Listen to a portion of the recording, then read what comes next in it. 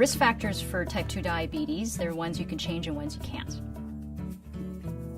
The pieces that we could potentially affect have to do with body weight, eating habits, as well as physical activity. So those are things that we could potentially impact in order to reduce the risk of developing type 2 diabetes. Food choices are important in the management of diabetes. One of the general ways in which we teach our patients about portion sizes is we use the hands. So the size of your fist is the amount of carbohydrates we would recommend in one meal. 2 handfuls of vegetables is what we would recommend in one meal.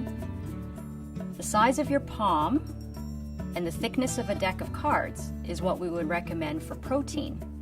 And the tip of your thumb is what we would recommend for the amount of fat in a meal. So the next time you sit down to a meal, I want you to pull your hands out and think about what I talked about and see whether the meal you're about to eat fits with that.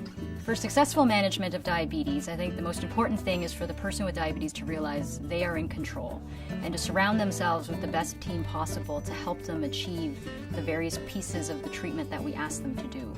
Those changes can include things like lifestyle, but they can also include things like medications. There are some new advances where we have therapies that do not cause weight gain, but even more impressively, can actually result in weight loss for some people. For more information, please make sure that you consult with your dietitian to learn more about how you can manage your diabetes from a food perspective.